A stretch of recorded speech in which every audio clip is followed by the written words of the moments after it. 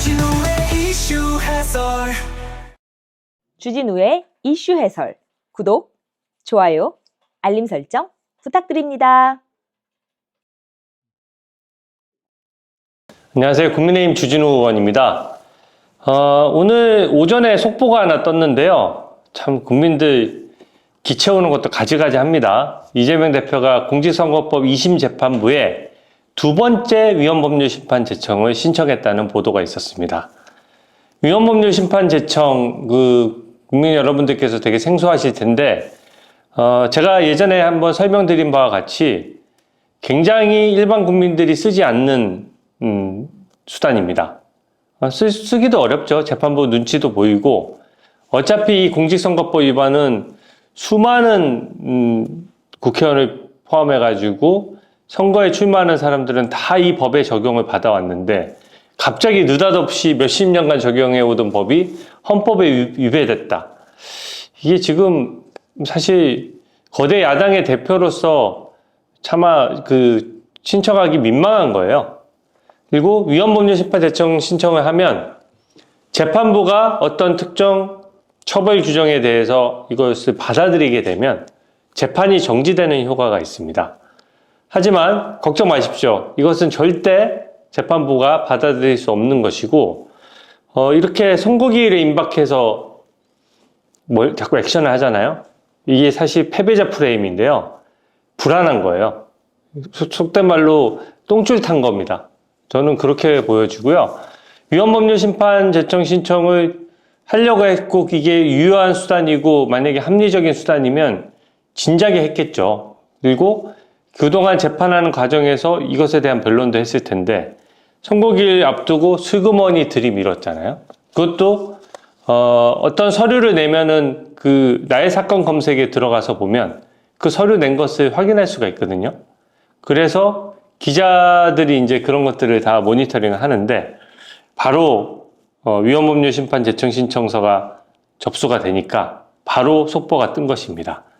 위헌법률 심판 제청의 구체적인 내용이 뭘까요? 그게 이제 인터넷에 뜬 것만으로는 그게 정확히 확인이 안 되는데요. 이 잔머리 쓰는 게 워낙 빤해가지고 제가 그냥 예측해서 맞춰 드릴게요. 이게 저번에 위헌법률 심판 제청을 신청했던 것은요, 이 허위사실 유포했다는 이 형사처벌 규정에 대해서 위헌이라고 신청을 했던 겁니다. 그러니까 허위사실 공표죄 처벌 규정 공직선거법 250조 1항이 헌법에 위배된다. 그러니까 나는 헌법에 위배되는 조항에 의해서 기소됐으니까 이게 위헌으로 판정이 되면 처벌 규정 자체가 없어지는 것이죠. 굉장히 뻔뻔한 어떤 신청이라고 할 수 있는 것이, 선거 때 국민들 상대로 거짓말하는 것을 허용하는 형식으로 공직선거법이 설계된다면 이 선거 진짜 개판되는 겁니다. 거짓말 잘하는 사람이 계속 당선되는 구조가 되는 거거든요. 그러니까 이재명 대표의 약간 주특기를 살린 거라고 할 수 있죠. 거짓말이나 허위사실 유포를 해도 마음껏 할 수 있게 열어주는 건데, 그런 선거 제도는 우리나라뿐만 아니라 세계 어느 곳에서도 당연히 없습니다. 그러니까 이게 위헌 판결이 날 리도 없고, 이 재판부가 3월 26일을 선거기일로 잡은 것도 그 날에 위헌법률 심판 제청 신청도 기각해버리려는 것이죠. 근데 오늘 또 신청한 거, 그럼 또 도대체 무슨 규정을 가지고 신청했을까 하는 의문이 들잖아요. 처벌 규정을 가지고 신청을 했는데. 근데 제가 봤을 때는 벌금 100만 원 이상 선고되면 당선 무효된다. 이 부분에 대해서 위헌 신청을 걸었을 수가 있어요. 왜냐하면 벌금 100만 원 이상인데 지금 1심에서 징역 1년에 집행유예 2년이 나왔거든요. 그리고 딱 재판해보니까 느낌이 딱 오죠. 이 무죄 나기가 어려운 겁니다. 그러면 유죄가 나면서 벌금 100만 원 미만인 90만 원까지 가려니까 징역 1년에 집행유예 2년이라는 이 위에서부터 벌금 8, 90만 원 가려니까 길이 너무 먼 거예요. 그러니까 이게 벌금 뻔뻔하게 또 민주당에서 법안도 발의했잖아요. 벌금 1000만 원 이상 받아야 당선 무효형이 선고될 수 있다는 식의, 무려 이 기존의 선거 룰을 10배나 더 느슨하게 만드는 거거든요. 국민들 입장에서는 후보자가 거짓말했을 때 세게 처벌받아야지 이실직고하고 어떤 의혹이 제기됐을 때 국민 앞에 바른 말을 할 거 아닙니까?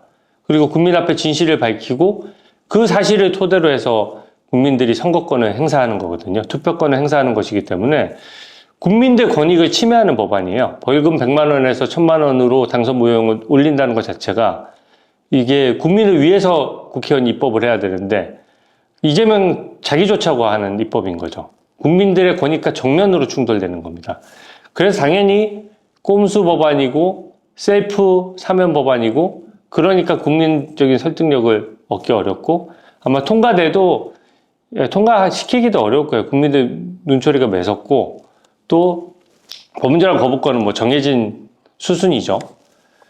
근데 이것을 이제 벌금 100만 원으로 하는 게 너무 가혹하다는 그런 내용으로 이 벌금 100만 원 이상이면 당선 무효형이다 하는 규정에 대해서도 위헌법률심판 제청을 신청한 것 같아요. 아, 이 규정도 위헌이다. 또 민주당의 아킬레스건인 규정이 하나 더 있죠. 434억 원을 토해내야 되는 규정.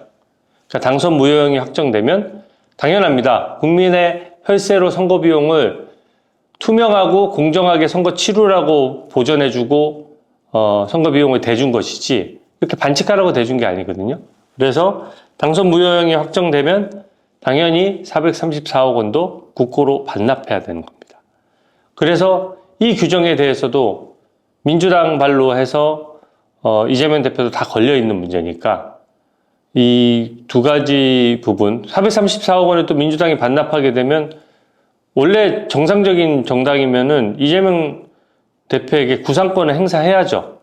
그러니까 본인이 잘못해서 거짓말함으로써 민주당에 손해를 끼쳤으니까 이 개인적으로도 배상해라 이렇게 해서 나가야 되는 게 이제 정상적인 정당의 모습인데 여기는 이재명 1국 체제니까 그런 걸 기대하기 어렵죠.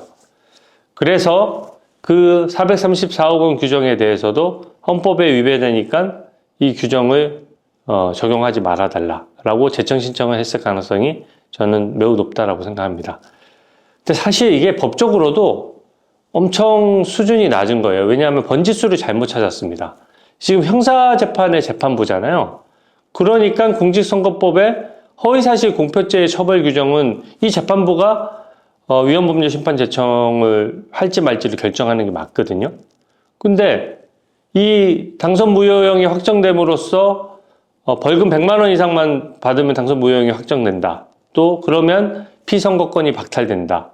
또 434억 원을 토해내야 된다. 이런 규정들은 어떻게 보면 그 형이 선고되는 것에 따른 부수 효과에 불과한 것이지 그것을 재판부가 뭐 434억 원을 반환해라 마라 하는 게 아니거든요. 그냥 재판부는 징역 1년 이렇게 선고만 하면 그것에 대한 부수적인 효과로 이런 효과들이 쭈루룩 따라오는 겁니다. 근데 이것에 대해서 위헌법률 심판 제청을 하면서 이게 이 규정들이 위헌이라고 하면서 그 규정 자체를 이번 형사재판부에 신청했다는 게 번지수를 잘못 찾은 거예요. 그러니까 법률적으로는 ABC가 제대로 안 돼 있다라고 볼 수 있는 것이고 이게 뭐 제가 봤을 때 무식하다기보다도 알면서 신청한 겁니다. 왜냐하면 이 부분에 대해서 결과적으로 어떻게든 재판을 조금 더 끌어볼 방법이 없을까. 너무 수단이 없으니까 위헌법률 심판 제청을 여러 차례 신청하면서 좀 재판부를 압박하는 모습이고요. 재판부가 이번에 굉장히 그 무리한 증거 신청에 대해서 기각해 왔던 그 재판부의 진행 모습을 보면 이 부분도 기각될 것이 뻔해요. 근데 다만 남은 좀 우리가 좀 챙겨봐야 될 부분은 어떤 것들이 있냐면 만약에 이게 위헌법률 심판 제청 신청을 이번 재판부가 기각했을 경우 이제 이재명 피고인 측에서는 다시 헌법소원이라는 것을 헌법재판소에 직접 제기할 수 있거든요.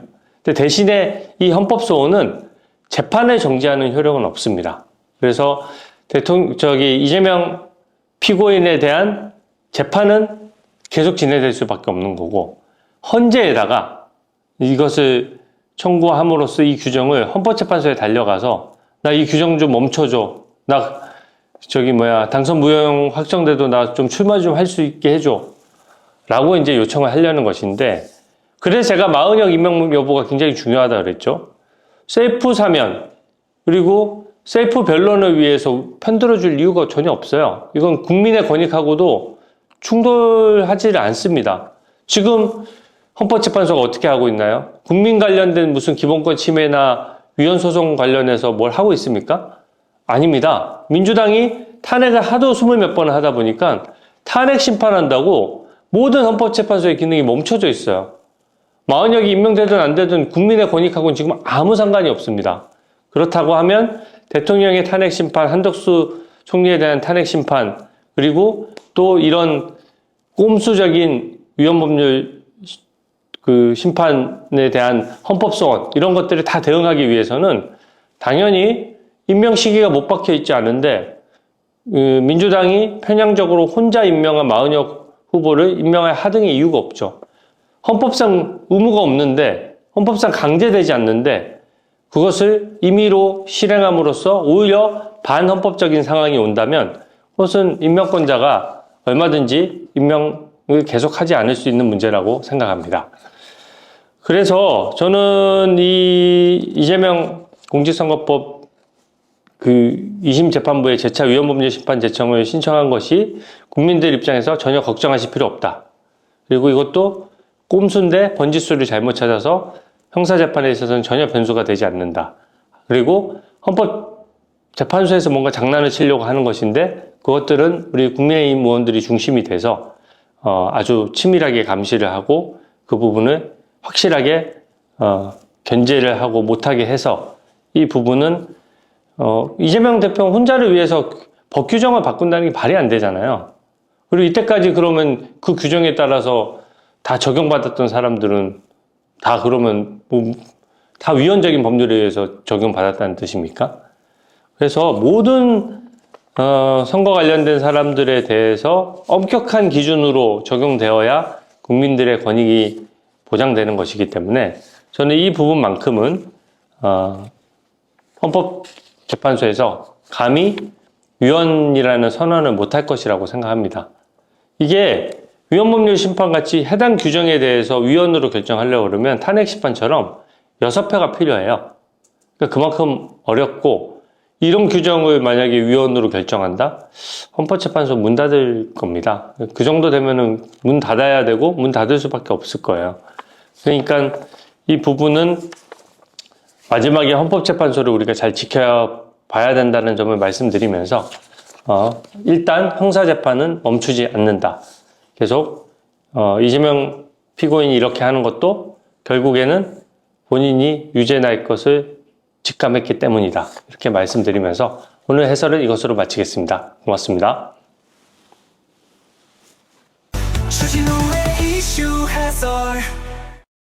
이거 굿즈 홍보 좀 해줘야 되는 거 아니야? 짠. 이거 파는 건 아닌데요. 우리 국민의힘 이거 비매품이에요. 이게 비매품이고 그냥 국민의힘 홍보국에서 만든 것인데 저희가 홍보 차원에서 제가 한번 걸고 영상을 찍어봤습니다. 그리고 다른 굿즈도 좀 예쁜 게 많다고 해서 제가 보고 필요한 것들은 또 한번 소개해 드릴게요. 고맙습니다.